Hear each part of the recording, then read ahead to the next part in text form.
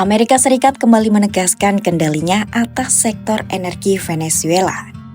Presiden Amerika Serikat Donald Trump baru-baru ini mengumumkan Venezuela telah menyetujui skema di mana dana hasil penjualan minyak mentahnya hanya boleh digunakan untuk membeli barang-barang AS. Produk yang dimaksud meliputi hasil pertanian, obat-obatan, alat kesehatan, hingga peralatan untuk memperbaiki jaringan listrik dan fasilitas energi. Hal itu disampaikan Trump dalam postingannya di platform Truth Social pada Rabu 7 Januari 2026.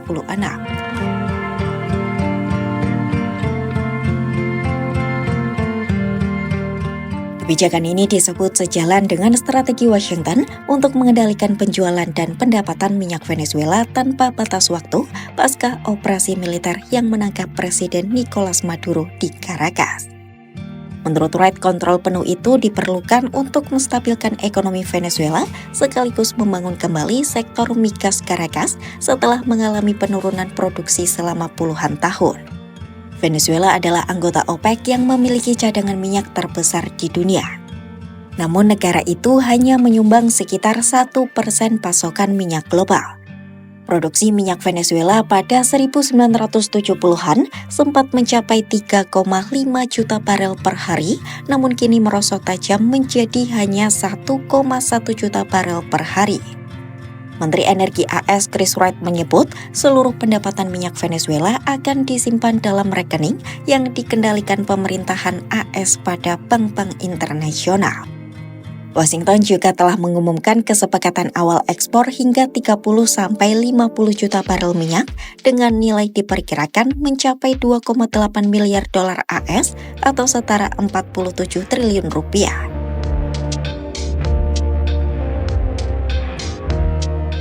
Di sisi lain, pemerintah Venezuela menolak kebijakan tersebut dan menilainya sebagai perampasan sumber daya nasional. Jaksa Agung Venezuela bahkan menyebut operasi AS sebagai kejahatan perang menyusul kematian puluhan petugas dan warga sipil dalam serangan di Caracas. Sementara itu, Presiden sementara Venezuela Delcy Rodríguez menolak pernyataan Trump bahwa dirinya akan menghadapi nasib seperti Maduro jika menolak bekerja sama dengan Amerika Serikat. Dalam pidatonya di hadapan pejabat sektor pertanian dan industri pada Selasa 6 Januari 2026, Rodríguez menegaskan Venezuela tidak menyerah. Menurutnya, pemerintah Venezuela masih aktif melawan bersama para penduduk yang cinta damai dan kuat untuk menahan segala jenis ancaman asing. Rodríguez turut menegaskan hanya Tuhan yang bisa menentukan takdirnya.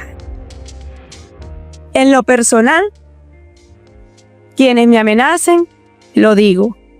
Mi destino no lo decide, sino Dios. Esa es mi respuesta.